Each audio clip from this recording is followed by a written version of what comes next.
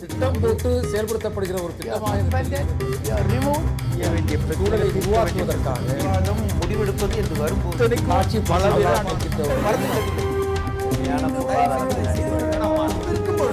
எதிர்த்து பேசிட்டு வணக்கம். நேர்பட பேச்சு நிகழ்ச்சிக்குள்ளே அன்போடு வரவேற்கிறோம். தமிழக சட்டமன்றத்திற்கான தேர்தல் அறிவிக்கப்பட்டிருக்கிறது. மே 16ஆம் தேதி. அடுத்த முதலமைச்சர் யார், அடுத்து ஆட்சி அமைக்கப் போவது யார் என்று தமிழக மக்கள் தீர்ப்பளிக்கப் போகிறார்கள். ஆனால் அதற்கான காலம் இன்றைக்கு தேர்தல் தேதியை அறிவித்த உடனேயே மேற்கு வங்கத்தின் முதலமைச்சர் மம்தா பானர்ஜி அந்த மாநிலத்தில் உள்ள 234 தொகுதிக்கும் வேட்பாளர்களை அறிவித்திருக்கிறார். ஆனால் தமிழ்நாட்டில் தேர்தல் தேதி அறிவிக்கப்பட்டிருக்கிறது. இன்னமும் களம் தெளிவடையாத ஒரு நிலை இருப்பதைப் போல தெரிகிறது. கூட்டணிக்கான நகர்வுகள் இன்னமும் முடிவாகவில்லை. தேர்தல் தேதி இதை இன்னும் விரைவுபடுத்திவிடும் என்று எதிர்பார்த்தவர்களுக்கு ஒரு சிறிய ஏமாற்றம் இருக்கும் என்றுதான் சொல்ல வேண்டும். ஏனென்றால் தேர்தல் ஆணையம் நிறைய அவகாசத்தை கொடுத்திருக்கிறது. ஏப்ரல் மாதம் 29ஆம் தேதி வரையிலும் வேட்புமனுவை தாக்கல் செய்வதற்கு கடைசி நாள் என்கிற நிலையில் 55 நாட்கள் இன்னமும் தேர்தல் கூட்டணியின் இழுபறியின் நீட்சி என்று பேசிக்கொண்டே இருக்க போகிறோமா என்று தெரியவில்லை. இது ஒருபுறம்.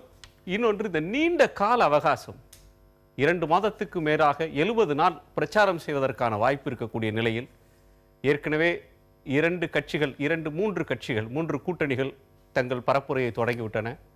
மக்கள் நல கூட்டணி தன்னுடைய பரப்புரையை தொடங்கி 4 தலைவர்களும் செல்கிறார்கள். ஓராண்டுக்கு முன்பே பாட்டாளி மக்கள் கட்சி தனது பரப்புரையை தொடங்கிட்டது. இப்போது வேகப்படுத்த போகிறது. நாம் தமிழர் கட்சியின் சீமான் தன்னுடைய பரப்புரையை தொடங்க இருக்கிறார். வேட்பாளர்களை அறிவித்திருக்கிறார்.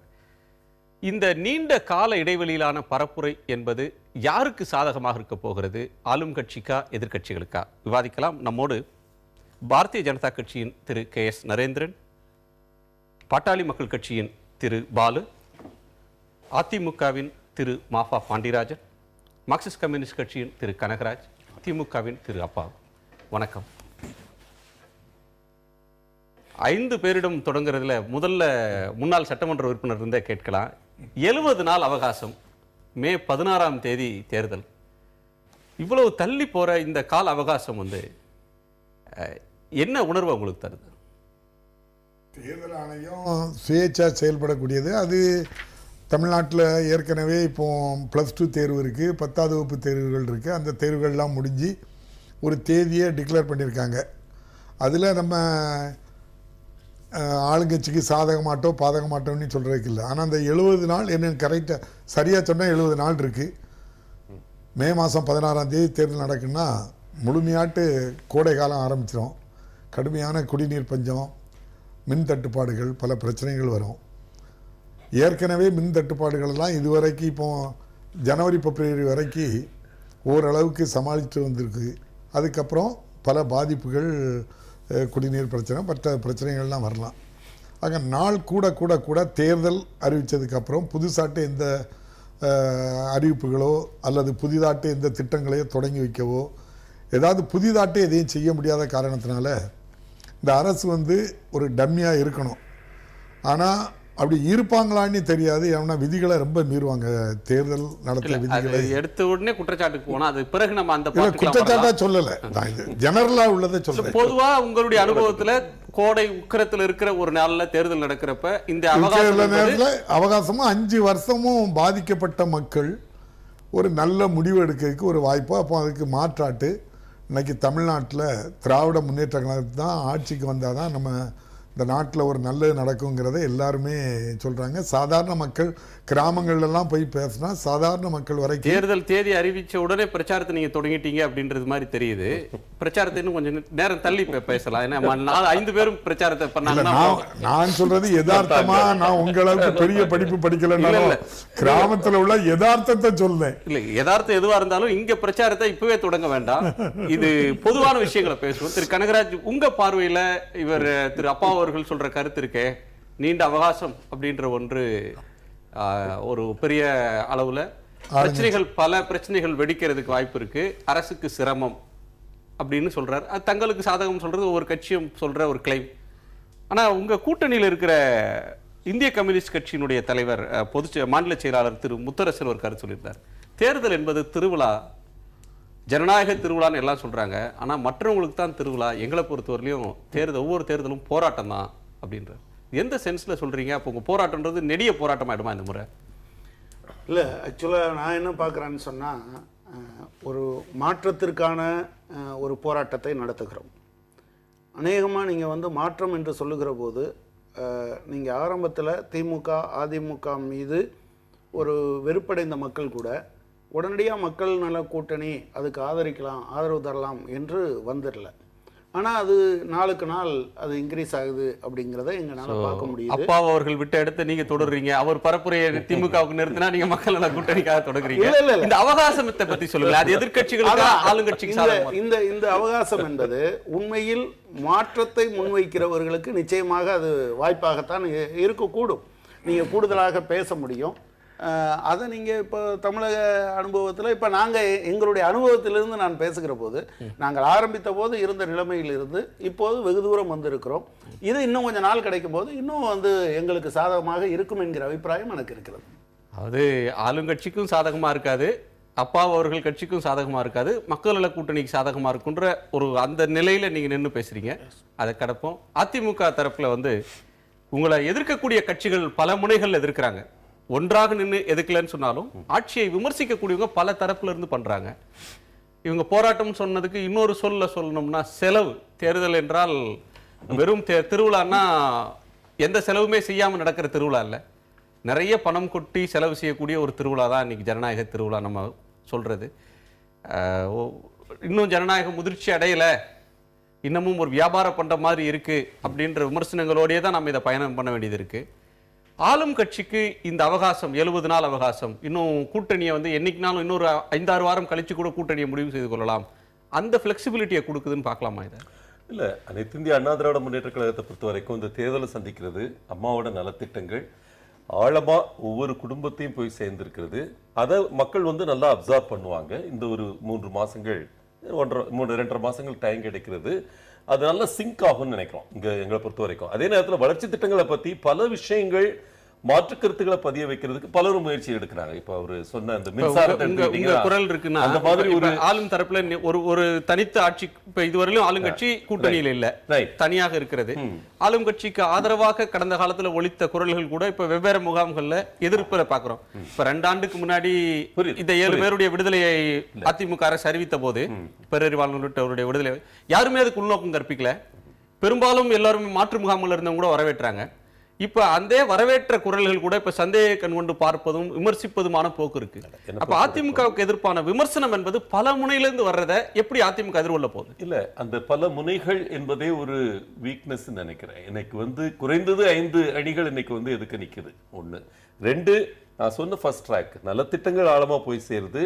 வளர்ச்சி திட்டங்கள் இன்னும் அந்த அளவுக்கு ஒரு ஆழமான புரிதல் வர்றதுக்கு டைம் எடுக்குது. இன்னைக்கு 1,08,00,000 வேலை வாய்ப்புகள் உருவாக்கப்பட்டு இருக்கிறது முறை சார்ந்த தொழில்கள்ல தமிழகத்துலன்னா அது இன்னும் கூட ஒரு ஏளனமா பார்க்கக்கூடிய ஒரு நீங்களும் பிரச்சாரத்துக்கு வந்துட்டீங்க. இல்ல, அது பிரச்சாரத்தில் என்னன்னு பாத்தீங்கன்னா இது சில நேரங்கள்ல கொஞ்சம் டைம் ஆனா சிங்க் ஆகும்.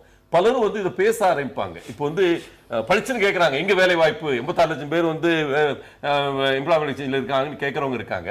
இன்னும் இந்த 72 நாட்கள்ல யாரும் சும்மா இருக்க போறது கிடையாது. இந்த பேச்சு பேச பேச மக்களும் உணர்வார்கள். எங்க வளர்ச்சி திட்டங்கள் நல்ல சிங்க் ஆகும்னு நினைக்கிறேன். அதே நேரத்தில் பல கூட்டணிகளுடைய போலித்தனங்கள் அந்த முகமூடிகள் கிழிக்கப்படும். குறிப்பாக திமுக காங்கிரஸ் இப்ப ஏற்கனவே பாருங்க, இப்போ ஒரு 7 பேரை விடுதலை பண்றதுன்னா 2 பேரும் 2 திசையில நிக்கிறாங்க.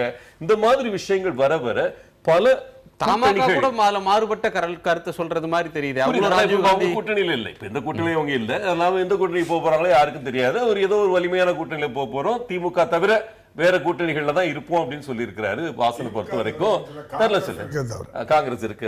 காங்கிரஸ் ஒருவேளை இல்லாம இருக்கிறதுக்கு வாய்ப்பு இருக்குன்னா அதை வச்சுக்கிடலாம். என்னை பொறுத்த வரைக்கும் வாசன் அவர்களுடைய கருத்து ஒரு பக்கம். எங்களை பொறுத்த வரைக்கும் இப்ப இருக்கிற கூட்டணிகளுடைய கான்ட்ரடிக்ஷன்ஸ், அவங்களோட பண்டில் ஆஃப் கான்ட்ரடிக்ஷன்ஸ் ரிவீல் ஆகும். இந்த ஒரு இஷ்யூ கூட்டணி அவங்களுடைய கூட்டு சேர்ந்து நிற்பவர்களுடைய முரண்பாடுகள், அவங்களுடைய உள்நோக்கம் அதுக்கு இருக்கு அப்படின்ற இது தோலுரி போன்ற வார்த்தைகள் நீங்க வர்றீங்க. கண்டிப்பா.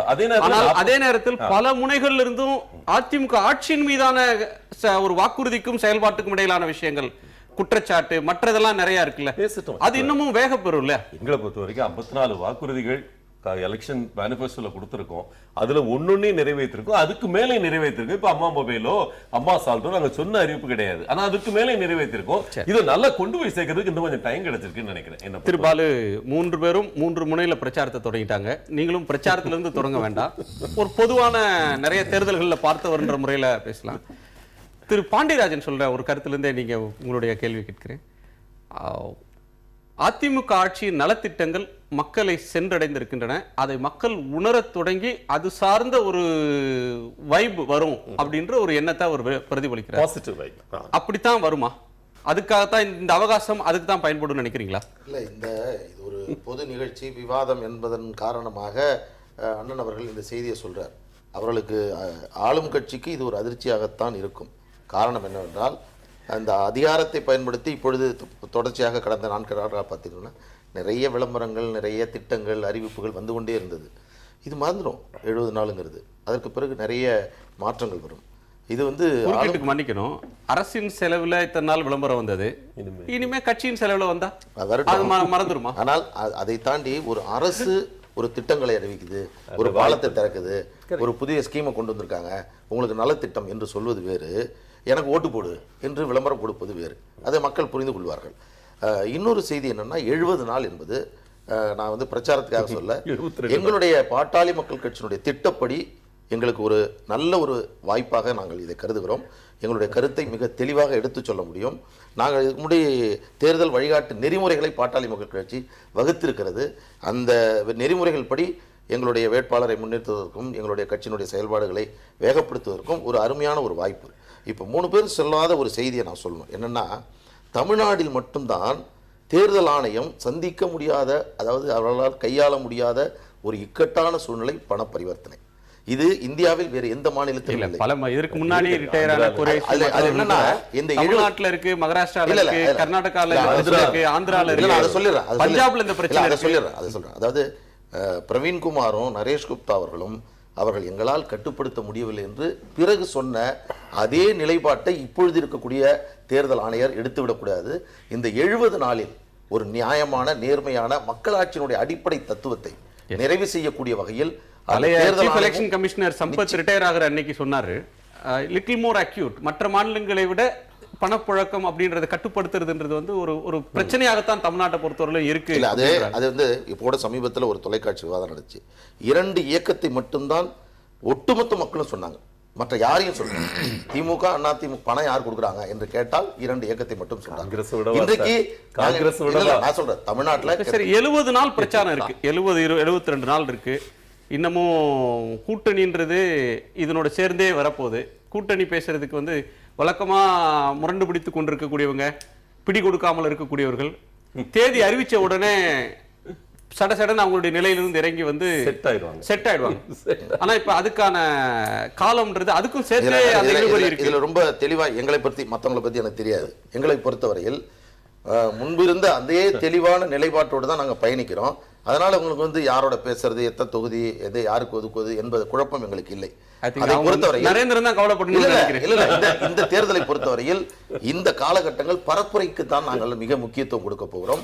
பாட்டாளி மக்கள் கட்சி ஆட்சிக்கு வந்தால் என்னென்ன செய்வோம் என்று செய்யக்கூடிய பொதுவான கேள்விக்கு மக்களிடம் எடுத்து சொல்ல போகிறோம். அது சொல்ல போறீங்க.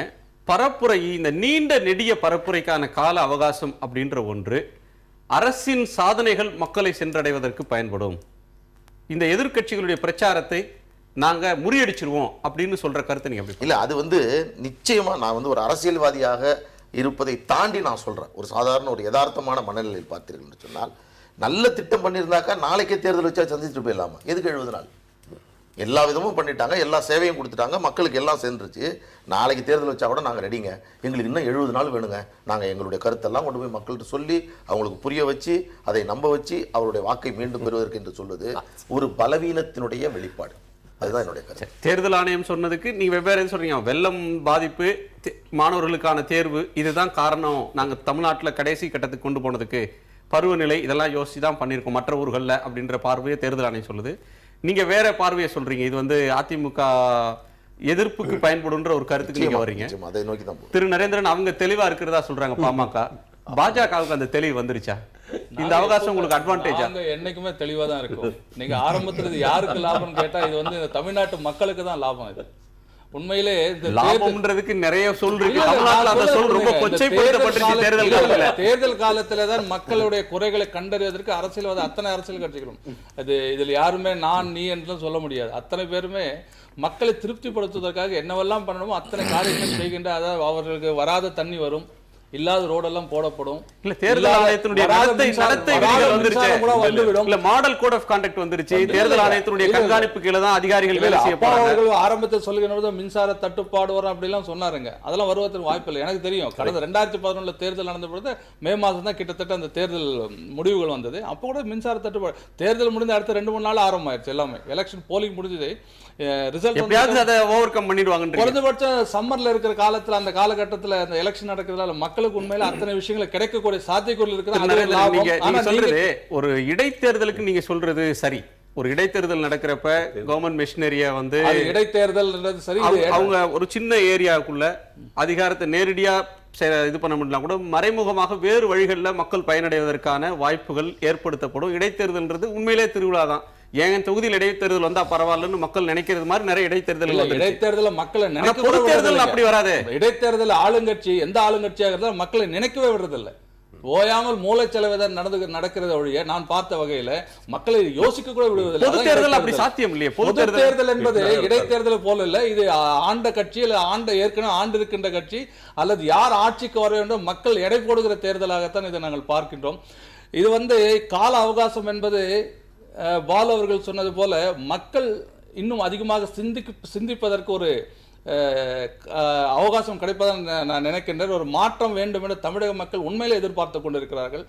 கடந்த 47-48 வருடங்களாக இந்த தமிழகத்தில் நடந்த கழகங்களுடைய ஆட்சி மாற வேண்டும் என்ற எதிர்பார்ப்பு இன்றைக்கு நேற்றைக்கு வரவில்லை. தொடர்ந்து நீங்க நடந்த தேர்தல் முறை எந்த எம்ஜிஆர் அவர்கள் எம்ஜிஆர் அவர்கள் ஆண்ட காலத்தை தவிர மற்ற எந்த ஒரு காலகட்டத்திலும் தொடர்ந்து ஒரே ஆட்சி 2வது முறை ஆட்சிக்கு வந்ததில்லை. மாற்றத்தை விரும்பிதான் இந்த கட்சி சரியில்லை என்று அடுத்த கட்சிக்கு வாக்களிக்க, அடுத்த கட்சி சரியில்லை இந்த கட்சி மாற்றம் வேண்டும் என்பதை மக்கள் தெளிவாக மாற்றத்தை யார் கொடுக்க போகிறார்கள், அந்த நம்பிக்கை யார் கொடுக்க வேண்டும். நீங்க சொல்றதுல 2-3 இருக்கு. 2-3 கேள்விகள் தொடர்ந்து வருது.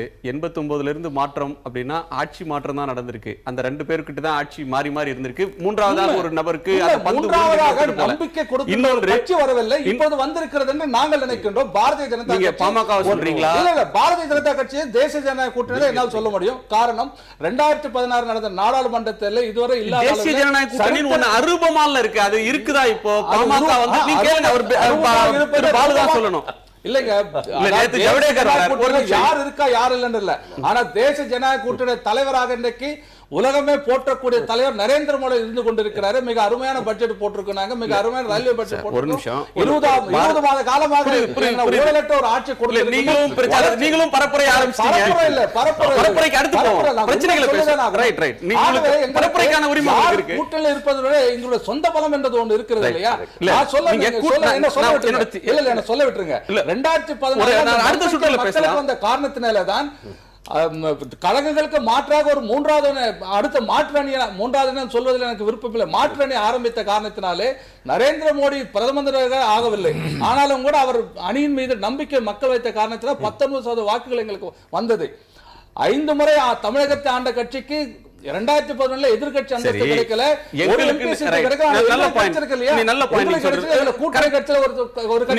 நீங்க சொல்றது 100% கரெக்ட். எங்களுக்கு அப்படின்னு சொல்றீங்க, 19% ஓட்டுன்றீங்க, கூட்டணின்னு சொல்றீங்க. கூட்டணின்றது ஒரு கட்சியோட இன்னொரு கட்சி சேர்ந்து இருந்தா அதுக்கு பேர் கூட்டணி. ஆமா, ஒரு கட்சி இருந்தா கட்சி தான், அதுக்கு கூட்டணின்னு பேர் இல்ல. நீங்க சொல்ற தேசிய ஜனநாயக கூட்டணி யார் இல்லன்னு சொல்ற நேற்றைக்கு இன்னைக்கு வந்த செய்தி பத்திரிகை செய்திகளை பார்த்தா ஜவடேகர் வந்தார். விமான நிலையத்திலிருந்து வெளியில வரும்போது வழக்கமாக வரக்கூடிய வாயில்ல வரல. கட்சியினுடைய கூட்டணி தலைவர்களை சந்திக்கல. இல்ல, இதை தாண்டி அவர் சொன்ன முதல் பகுதி எடுத்துங்க. இது யூகம். முதல் பகுதி என்னன்னா அவர் சொன்னது எனக்கு ரொம்ப பிடிச்சிருந்தது. இந்த 2 இயக்கங்கள் தமிழ்நாட்டில் ஆட்சிக்கு வர முடியாது என்பது உங்களுக்கு சாதகமானதை எடுத்துக்கீங்க. அவர் கேட்டாரு, ஒரு நிமிஷம், நல்ல செய்தி இல்ல, அது உங்க பரப்புரை என்ற நீட்சிக்கு அதை பயன்படுத்துறீங்க. நான் அவர் கேட்டதுக்கு நான் கேட்கிறேன், தேசிய ஜனநாயக கூட்டணியில யார் இல்லைன்னு சொல்லுங்கன்றாங்க. நீங்க தேசிய ஜனநாயக கூட்டணியா பாமக தனி அணியா? அதாவது பாஜக அவர்கள் அண்ணன் சொன்னதுல எனக்கு பிடித்த செய்தியை தான் நான் முதல்ல சொல்ல முடியும். நீங்க கேட்கிற கேள்விக்கு அப்ப தேசிய ஜனநாயக கூட்டணி உங்களுக்கு பிடிக்காது இல்ல, அதாவது தேசிய ஜனநாயக கூட்டணின்னு சொல்றதே உங்களுக்கு பிடிக்காது. எங்களுடைய முழக்கமான தமிழ்நாட்டை மாற்றி மாற்றி ஆட்சி செய்த 2 இயக்கங்களை அப்புறப்படுத்த வேண்டும் என்ற ஒரு கருத்து எந்த முனையில் வந்தாலும் நாங்கள் ஆதரிப்போம். அதை தாண்டி உங்களுக்கு பிடிச்சதை அவர் பேசினா நீங்க அவருக்கு பிடிச்சதை நீங்க என்னுடைய நேரடி கேள்விக்கு வாங்கலாம். அவர் என்ன சொல்றாரு, தேசிய ஜனநாயக கூட்டணி அப்படியே தான் இருக்கு, அந்த 19% ஓட்டு இருக்கு, அந்த இதுல எந்த கூடி இருக்கு சார், ரைட், மகிழ்ச்சி, கூடி இருக்கா இல்லையான்னு தேர்தல் சொல்லணும். அதுல எங்களோட யாரு இல்லைன்னு சொல்லுங்க அப்படின்னு சொல்றாரு. நீங்க இருக்கீங்களா இல்லையா? அதாவது எங்க கட்சியினுடைய நிலைப்பாட்டை மிக தெளிவா கடந்த ஓராண்டுகளாக மிக தெளிவா சொல்லிட்டு இருக்கிற ஒரே கட்சி பாட்டாளி மக்கள் கட்சி தான். இந்த 2016 தேர்தலில் தேசிய ஜனநாயக கூட்டணியில நீங்க இருக்கீங்களா? அந்த கூட்டணியில் இருக்கீங்களா இல்லையா? பாட்டாளி மக்கள் கட்சியினுடைய நிலைப்பாடு நீங்க இருக்கீங்கன்னு அவர் சொல்றாரு சார், அதுக்கு தெளிவா சொல்லுங்க சார், இருக்கீங்களா இல்லையா? அதாவது எங்கள்கிட்ட கேட்டீங்க, எங்க கட்சியினுடைய நிலைப்பாட்டை நான் சொல்றேன் உங்கள்கிட்ட. முதலமைச்சராக ஏற்றுக்கொண்டால், எங்களுடைய கட்சியினுடைய தலைமையை ஏற்றுக்கொண்டால், திமுக அண்ணா திமுக இல்லாத இயக்கத்தோடு நாங்கள் அணி சேர தயார் என்று சொல்லியிருக்கிறோம். அது அப்படியே இருக்கிறது. வந்தால் மகிழ்ச்சி, வரவில்லை என்றால் மிக்க மகிழ்ச்சி என்ற அடிப்படையில் பாமக பயணித்துக் கொண்டது. இது திரு பால் அவர்கள் சொல்றதுல இருந்து தேசிய ஜனநாயக கூட்டணியில பாமக இருக்குன்னு நாங்க புரிஞ்சுக்கிறதா இல்லன்னு புரிஞ்சுக்கிறோம். அவர்கள் முடிவெடுக்கணும். பாஜக கருத்தை கேட்டுருவோம். தேசிய ஜனநாயக கூட்டணிக்கு தலைமை தாங்க. இல்ல அவரு என்னன்னா, அவரு பிரேக் கூட விட்டு இவ்வளவு தூரம் பேசுறாருன்னா என்ன உங்களுக்கு நோக்கம்னா? உங்களுக்கு மகிழ்ச்சியா மிக்க மகிழ்ச்சியான்னு தெரிஞ்சுக்க விரும்புறேன். உங்களோட மகிழ்ச்சியோட சதவீதத்தை கேட்டுக்க விரும்புறேன், அவ்வளவுதான், வேற ஒண்ணு இல்ல. அதாவது திமுக இன்னைக்கு எத்தனை கோடி கொடுத்தாங்க, எத்தனை தொகுதி கொடுக்க போறாங்கங்கிற பிரச்சனை பெரும் பிரச்சனை ஓடிட்டு இருக்கு. தெரியல. நாங்க ஒரு தெளிவா சொன்ன பிரச்சனைய இவ்வளவு தூரம் விவாதிக்க வேண்டிய அவசியமே இல்லையே.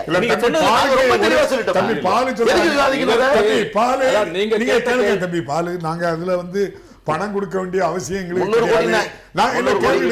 கேட்டுடுங்க தம்பி. அப்படி நாங்க பதில் சொல்லதா இருந்தாக்கி நான் ஒரே ஒரு உண்மை சம்பவத்தை சொல்றேன்.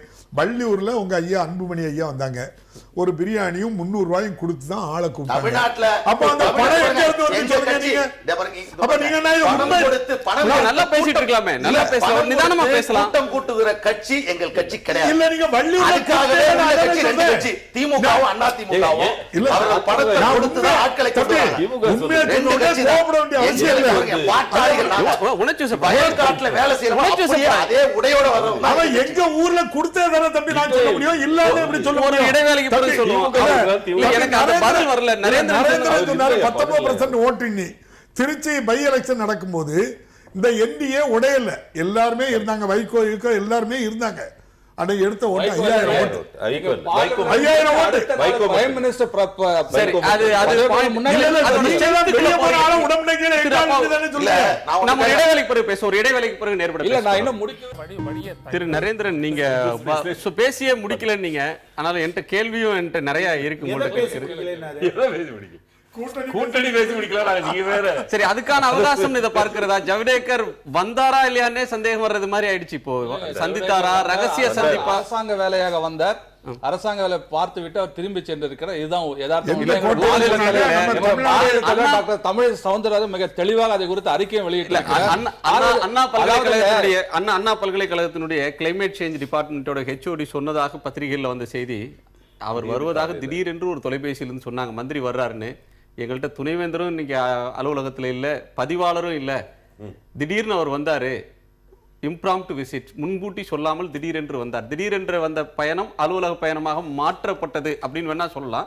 கூட்டணி அது இல்லவே இல்லைன்னு சொல்ல முடியுமா? கூட்டணிக்கான முயற்சியை நீங்க எடுக்கல. கூட்டணிக்கான முயற்சி எடுக்கல நாங்க சொல்லவே இல்லையே. ஆனா ஒரு விஷயம், கூட்டணிக்கான சரி எல்லா வேலையும் நாங்க பொதுவா சொல்லிட்டு இருக்க முடியாது, சொல்ல வேண்டிய அவசியம் இல்லை. முடிஞ்ச பிறகு நிறைவான அறிவிப்புகள் வருகின்றவர்கள் நீங்கள் காத்திருக்க வேண்டும். ஆனால் உங்களுக்கு செய்திகள் வேண்டுவதற்காக எதையாவது ஒன்று சொல்லி இப்படி நடந்திருக்குமோ அப்படி உங்கள் ஊகத்திற்கெல்லாம் எங்களால் அபிஷியல் கார்ல கூட போகாம பிரைவேட் கார்ல அபிஷியல் ஃபங்க்ஷனுக்கு போனதா சொல்றீங்க. அபிஷியல் கார்ல அவர் போகல. பட் இப்ப என்ன கேள்வி வருதுன்னா, நான் ஊர்ல இல்லாத எல்லாரும் பார்த்ததுதான், அது ஒன்றும் மறுக்கிறதுக்கு ஒன்றும் இல்லை. இப்ப கூட்டணி அப்படின்ற ஒன்றுல நாங்க இல்ல, தனியா தான் நான் இருக்கேன் அப்படின்னு நேற்றைக்கு ஜவடேகர் சென்னையில் இருந்த போது ரிஷிவந்தியத்தில் விஜயகாந்த் பேசுறாரு. எல்லா கட்சி செய்தி தொடர்பாளர்களும் தலைவர்களும் பேசும்போது நாங்கள் தெளிவாகத்தான் இருக்கிறோம், மிக தெளிவாக இருக்கிறோம் அப்படின்னு சொல்றதை பார்க்கிறோம். ஆனால் இறுதியில எஞ்சுறது தெளிவு இல்லை. இப்ப நீங்க சொல்ற உங்க கூட்டணி முயற்சிகள் மேலும் விரிவடைகிறதுக்கு இந்த கால அவகாசம் உங்களுக்கு பயன்படுமா? நிச்சயமாக, ஏன் இல்லை என்று எடுத்துக்கொள்ள வேண்டும். ஆனால் ஒரு விஷயம், பாரதிய ஜனதா கட்சியை பொறுத்த 234 சட்டமன்ற தொகுதிகள் வேலை ஆரம்பித்து 1 ஆண்டு காலம் ஆகிவிட்டது.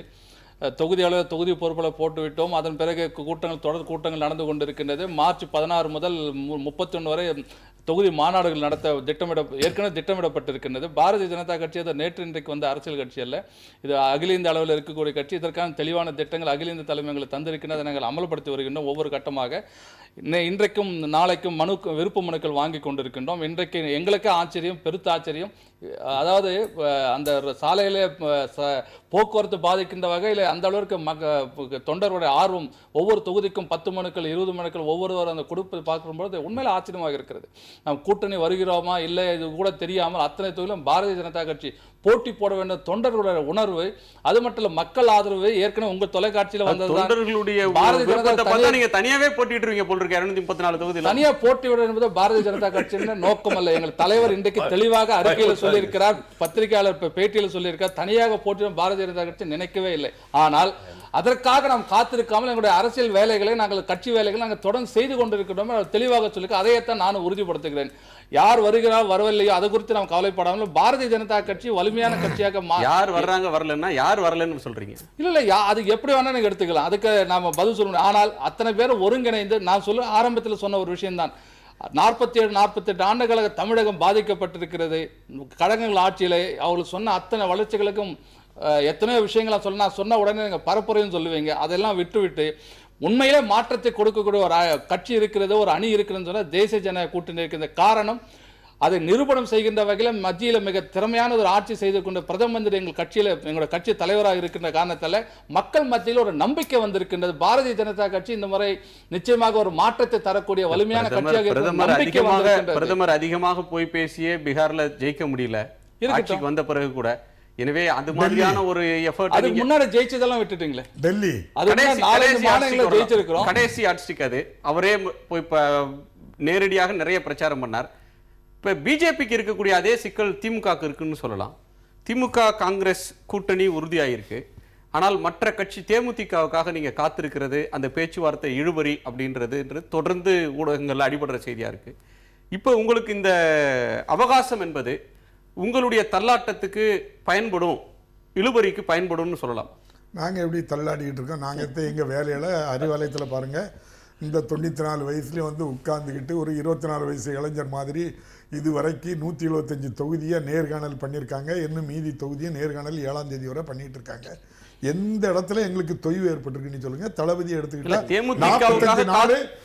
45 நாள் நடைபயணம் பண்ணி ஊர் ஊரா போய் நமக்கு நாமினி பார்த்து மனுக்கள் வாங்கி 4 லட்சத்துக்கு மேற்பட்ட மனுக்களை வாங்கி மக்களுடைய நாடி நரம்புகள் என்ன இருக்கு, ஒவ்வொரு தடவையும் என்ன கேட்குறாங்க, இந்த அரசு 5 ஆண்டு காலம் ஒண்ணுமே பண்ணலைங்கிறத மக்கள் மூலமா தெரிஞ்சு மக்கள் எல்லாருமே திராவிட முன்னேற்ற கழகம் அடுத்த ஆட்சிக்கு வருங்கிறதுல மாற்றம் இல்லை. உண்மை என்றால் திராவிட முன்னேற்ற கழகம் தொடர்ந்து ஆட்சியில் இருந்திருக்க வேண்டும். மக்கள் உணர்வுகளை புரிந்து கொண்டார், நாடு நரம்புகளை அறிந்து கொண்டார் என்றால் ஏன் ஒவ்வொரு உங்களுக்கு எதிர்கட்சி அந்த 5 முறை ஆண்ட கட்சிக்கு மக்கள் உணர்வுகளை புரிந்து கொள்ளவில்லை. தமிழ்நாட்டிற்கு திராவிட முன்னேற்ற கழகம் செய்த துரோகத்தை மக்கள் மறக்கவில்லை. காரணமாகத்தான் உங்களால் நரேந்திரன் தம்பி மோடி வந்ததுக்கு அப்புறம் பெரிய வளர்ச்சி பண்ணிருக்கு, எங்களை ஆட்சியில் அமைக்க போறாங்கன்னு சொன்னா ஒண்ணு கேட்குறாங்க. பல சொல்லிட்டு மருந்து கட்டுப்பாடு ஆணையம்னு ஒன்று இருந்து 780 மருந்துகள் அதுக்கு கீழே இருந்து இவங்க வந்த உடனே அதை அப்படியே என்ன செய்யிட்டாங்க, அந்த ஆணையத்தை மருந்து சொல்லுதேன் கேட்டுட்டு சேலஞ்ச் பண்ணிவிடுவேன். 780 மருந்துகள் வந்து பிஜேபி செயல்பாட்டுக்கானதா மாத்த வேண்டாம். இன்னைக்கு தேர்தல் தேதி அறிவிச்ச நாள் நம்ம அதற்குள்ளே நம்ம வரலாம். ஒண்ணே அவங்களுக்கு தெரிஞ்சுட்டு இருக்கு. 780 மருந்தும் அந்த ஒரு கட்டுப்பாடு மருந்து விலை கட்டுப்பாடு ஆணையத்தை நீக்கிட்டாங்க.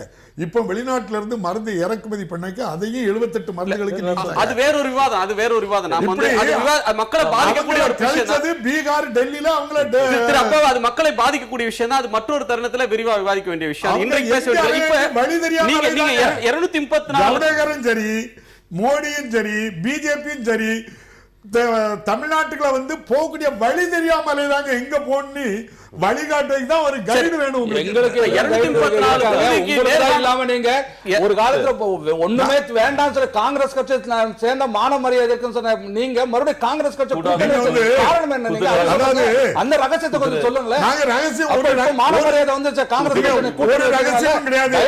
மக்களுக்கு வழி தெரியும் சொல்லுங்க. உலகத்திற்கே வழிகாட்டிட்டு இருக்கோம், தமிழ்நாட்டுக்கு வழிகாட்டு எங்களுக்கு தெரியாது.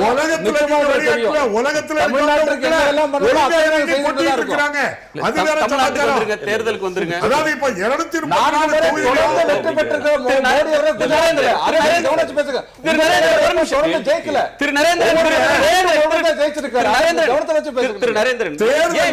மோடி நீங்க மோடி வந்து என்னமோ பண்ணிட்டாங்கிறதுக்கு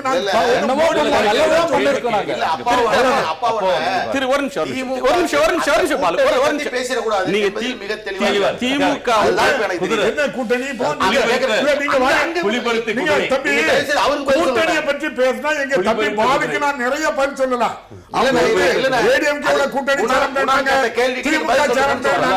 நான் சொல்றேன் தம்பி, இந்த 70 நாளைக்குள்ள நீங்களே திமுக தலைமை ஏற்று வரலாம். சொல்ல முடியும் தம்பி பாலுடைய விருப்பம் வராம இருக்கலாம். தலைவரோ அவங்களும் வந்தாக்கி நீங்க என்ன செய்வாங்க? அது உங்களுடைய ஆசை இல்ல, நான் சொல்ல நடைமுறையை சொல்றேன். இதுவரை கூட்டணி வைக்கல, நீங்க எடுத்த நடைமுறை இதுவரை உள்ளத சொல்லுங்க.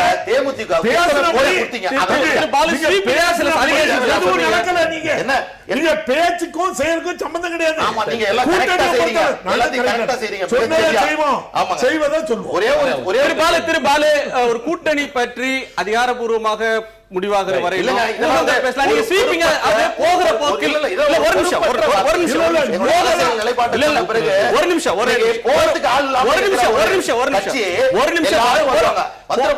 போகிற போக்கில் குற்றச்சாட்டுகளை நீங்க ஒண்ணு சொன்னீங்க முன்னாடி.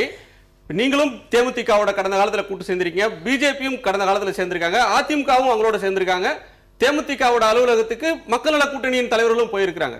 ஒரு அரசியல் கூட்டணியை ஒரு அரசியலா பேசலாம், மற்றபடியான விமர்சனங்கள் யார் வேண்டுமானாலும் எந்த கூட்டணியை பற்றி வேண்டுமானாலும் எதை வேண்டுமானாலும் பேசலாம்ன்ற ஒரு நிலைமைக்கு போக முடியாது. முதல் சுற்றுல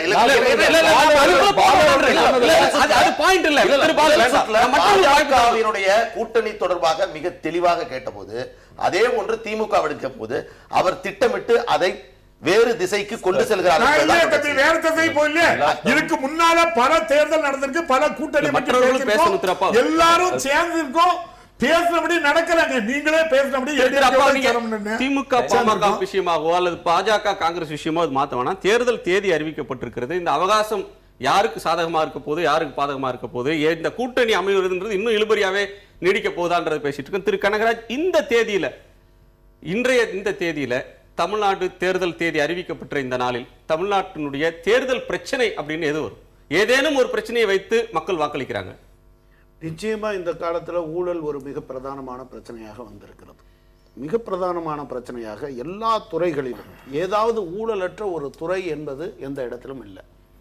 இன்னொரு பிரச்சனை, இந்த காலத்துல ஆளுங்கட்சி, தமிழகத்தில் நீண்ட காலமாக ஆண்டு கொண்டிருந்த கட்சி, இந்த 2 கட்சிகளுடைய தலைமை ஊழலால் மிகப்பெரிய அளவுக்கு அம்பலப்பட்டு இருக்கிறது. மன்னிக்கணும் தம்பி, எங்க தலைவர் கலைஞர் மேலேயோ தளபதி மேலே எந்த ஊழல் வழக்கம் கிடையாது. இப்ப இருக்க முதல்வர் பேர்ல தான் அன்புமணி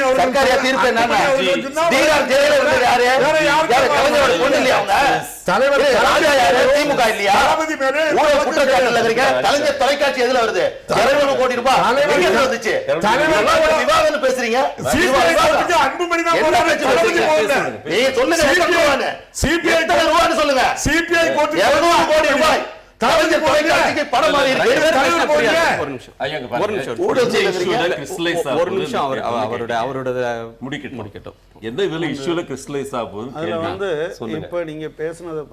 எல்லாரும் ஒருத்தருக்கு மாறி ஒருத்தர் சொல்வதற்கான வாய்ப்பு இதற்குள் இருந்திருக்கிறது. ரொம்ப அமைதியா இருக்கக்கூடிய பாரதிய ஜனதாவும் இதுல இருந்து தப்பி எல்லாம் வரல. பாராளுமன்றம் நீங்க பேச்சுல இல்ல இல்ல மாறி மாறி சொல்லிட்டு இருந்தீங்கன்னு சொன்னேன். நீங்க வந்து அவர் தீகார்னு மட்டும் சொன்னாரு, அவரு பெங்களூர்னு சொல்லியிருந்தா நீங்க கொஞ்சம் பேசி பெங்களூர்ல அவர் எத்தனை கேஸ் விடுதலையாகி வெளியே வந்திருக்கிற காங்கிரஸ் ஆட்சி நடந்து கொண்டிருக்கிறது. போடப்பட்ட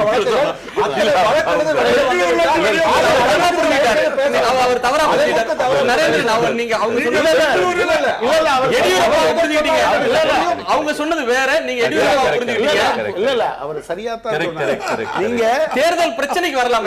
தேர்தல் ஒரு விஷயம் அவர் சரியாத்தான் சொன்னாரு. நீங்க வந்து பெங்களூருன்னு சொன்னோன்னா அவருக்கு எடியூரப்பா ஞாபகம் வந்தது. ஆனா செல்வி ஜெயலலிதா அவர்களுடைய வழக்கிலும் கூட இப்போ வந்து அவங்க அமைச்சர் இருக்காரு, அவர் தான் வந்து அந்த வழக்குல வாதாடினாரு. எனவே அதுல இயல்பாகவே ரவிசங்கர் பிரசாத் அதுல வாதாடினா இருக்கிற முறையில அதுல எல்லாம் அவர் பேசுறதுக்கான வாய்ப்பு. கட்சி தலைவரோட மகளாக சம்பந்தப்பட்டிருக்காங்க, அதெல்லாம் நாங்க பேசணும். வழக்கறிஞர் தொழில் வேற, அமைச்சர் வேற. அமைச்சராக பொறுப்பெடுத்துக் கொண்ட பிறகு ரகசிய காப்புறுதி செய்திருக்காங்க, அதுக்கு நம்பிக்கை வைத்து நடந்து கொண்டிருக்காங்க.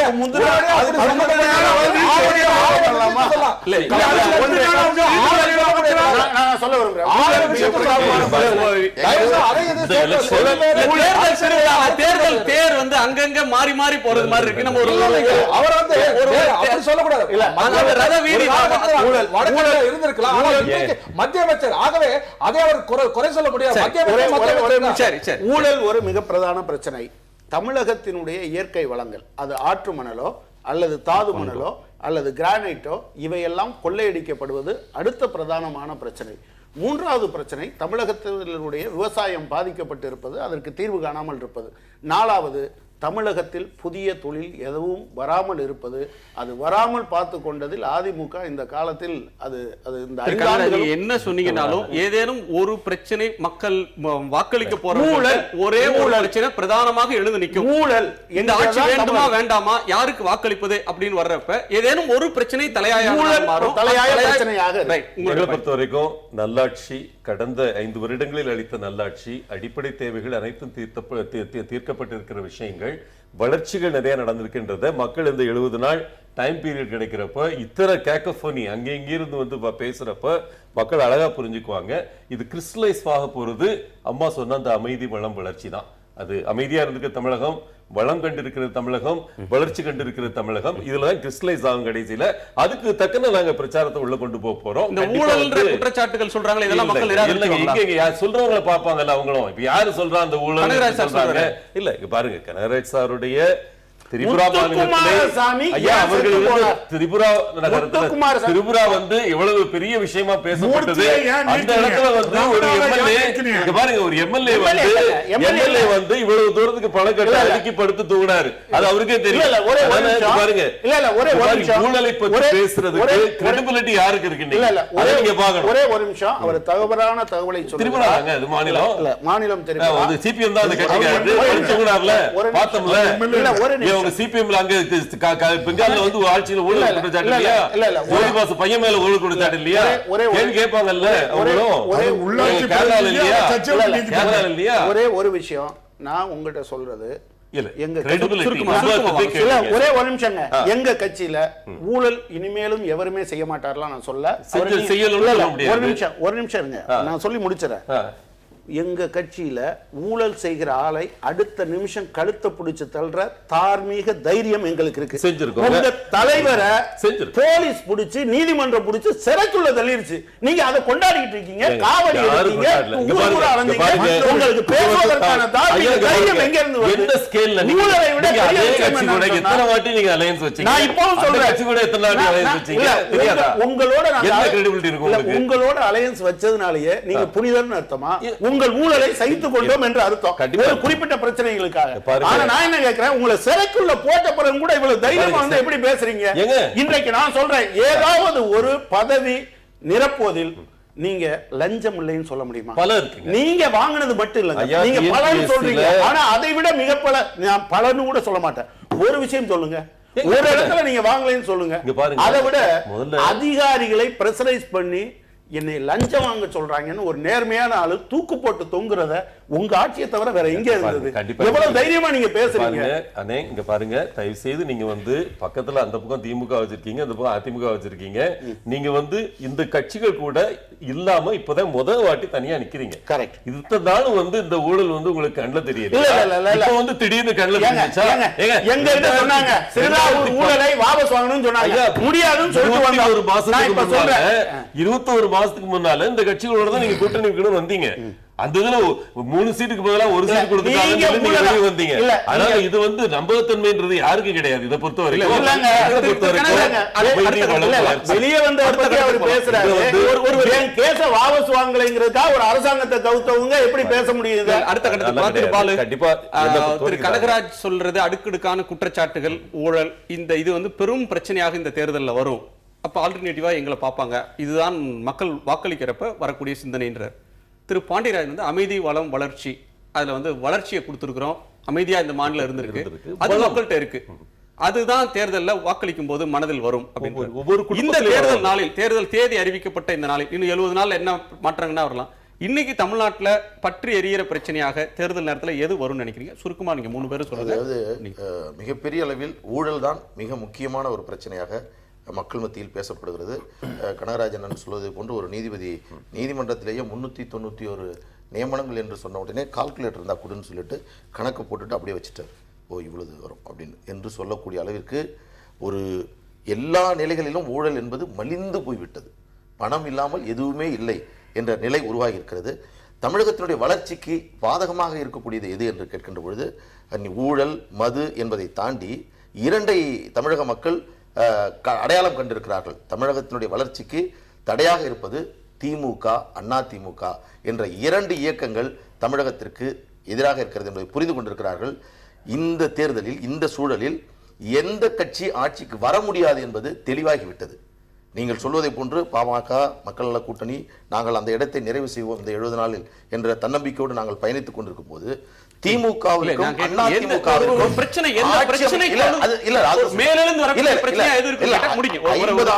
50 ஆண்டுகள் ஆட்சியின் தொடர்ச்சியாக இதில் ஒரு மீட்சி பார்க்கிறது என்னன்னா, எந்த விதமான முன்னேற்றமும் இல்லாமல் இந்த லாவணி அரசியலை மாறி மாறி செய்து கொண்டிருக்கக்கூடிய இந்த இயக்கங்களுக்கு ஒரு முடிவு கட்ட வேண்டும் என்ற மனநிலை மக்கள் மத்தியில் மிக தெளிவாக இருக்கிறது. அது நிச்சயமாக இந்த 2 இயக்கங்களை ஆட்சி கட்டிலில் அமர்த்த போவதில்லை. அதற்கு மாற்றாக எங்கள் அன்புமணி ராமதாஸ் அவருடைய பயணம், அவருடைய கருத்து, அவருடைய செய்திகள் மிகப்பெரிய அளவில் மக்கள் மனதில் இன்றைக்கு சென்று. இதே உங்களுடைய நிறைவு கருத்து திரு நரேந்திரன். எங்களை பொறுத்தவரை தமிழகத்தில் கடந்த 50 ஆண்டு காலையில் வளர்ச்சி இல்லாத மட்டுமல்ல, இன்றைக்கு கூட விவசாயிகளுக்கு மும்முனை மின்சாரம் 3 ஃபேஸ் கரண்ட் சப்ளை ஒரு 6 மணி நேரம் கூட தொடர்ச்சியாக கிடைக்காத ஒரு சூழ்நிலை 2 அரசாங்கங்களும் இதுதான் ஏற்படுத்தியிருக்கின்றது. ஆட்சிக்கு வந்தபொழுது கடனே இல்லாத தமிழகம் இன்றைக்கு 2 லட்சம் கோடிக்கும் அதிகமான கடனோடு இன்றைக்கு தமிழகம் தத்தளித்துக் கொண்டிருக்கிறது. டாஸ்மாகில் தத்தளித்துக் கொண்டிருக்கிறது. ஆகவே இந்த வளர்ச்சி கடன் வாங்க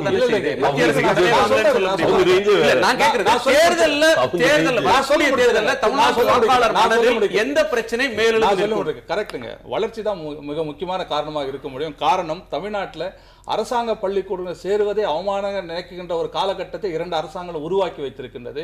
தனியார் பள்ளிக்கூடங்களில் போய் சென்று லட்சக்கணக்கில் பணம் செலவு செய்யக்கூடிய ஒரு சூழ்நிலைக்கு மக்கள் தள்ளப்பட்டிருக்கிறார்கள்.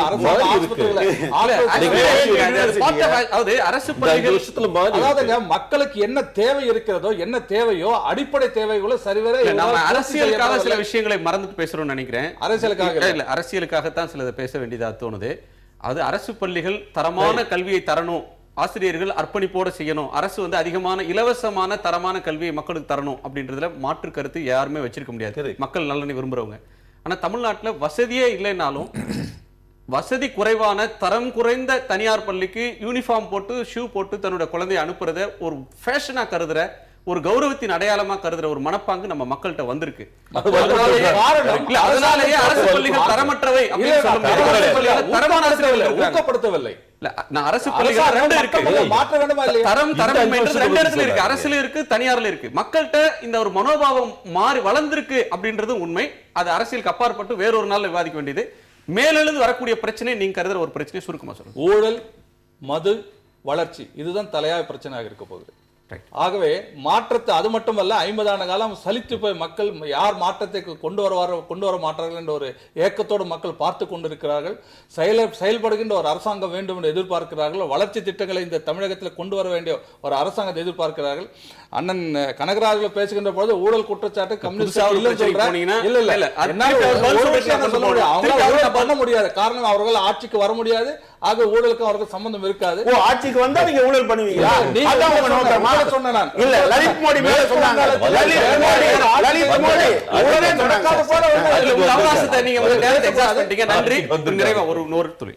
ஒரு நிமிஷத்திலே சொல்லியிருந்தேன். இந்த அரசு எல்லா வகையிலும் எல்லா டிபார்ட்மெண்ட்லயும் மிகப்பெரிய அளவில் சகோதரர் கனகராஜ் சொன்ன மாதிரி ஊழல் ரொம்ப மலிஞ்சு போச்சு. அதனால இதுக்கு ஒரு மாற்றாட்டு திராவிட முன்னேற்ற கழக தலைமையில் ஒரு ஆட்சி வந்தால் மட்டும்தான் ஒரு நல்லது நடக்கும். குறிப்பாக விவசாயிகளுக்கு 7,000 கோடி ரூபா கடனை தள்ளுபடி பண்ணி மத்தியில் 75,000 கோடி ரூபா கடனை தள்ளுபடி சாமானிய மக்களுக்காக இருந்தது. இந்த அரசு இப்போ மக்கள் மத்தியில் என்ன இருக்குன்னா, ஜெயலலிதா அவர்கள் கோட்டைக்கு வருவதோ அல்லது மற்றவர்களோ முழுமையாக கட்டுப்படுத்தப்பட்டிருக்கிறது. முழுமையாக காடனிலே நம்முடைய சசிகலா இளவரசி அவர்களோட தான் இருக்கிறாங்க. இதுக்கு இடையில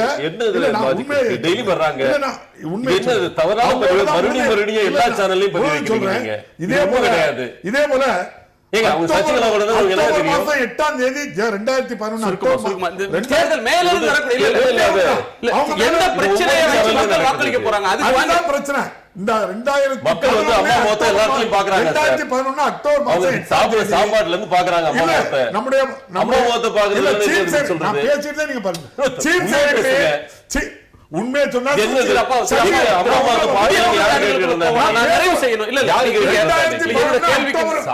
சாப்பாடுல இருந்து 2011 பாக்குறாங்க அம்மா முகத்தை. சீஃப் செக்ரட்டரி மத்திய அரசுக்கு உள்துறைக்கு ஒரு தபால் எழுதுறாங்க, முதல்வருக்கு மத்திய பாதுகாப்பு வேணும்.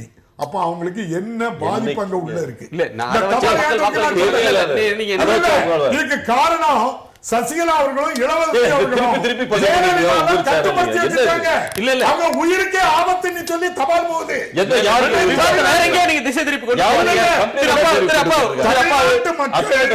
தமிழ்நாட்டு மக்கள்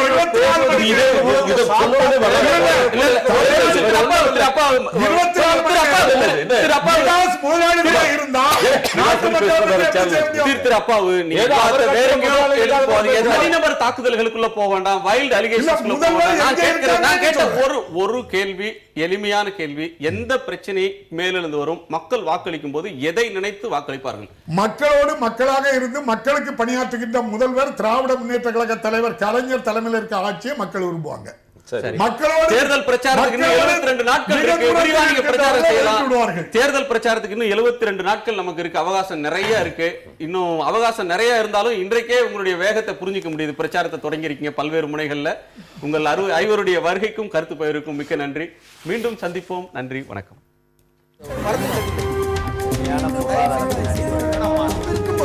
எதிர்த்து பேசிட்டு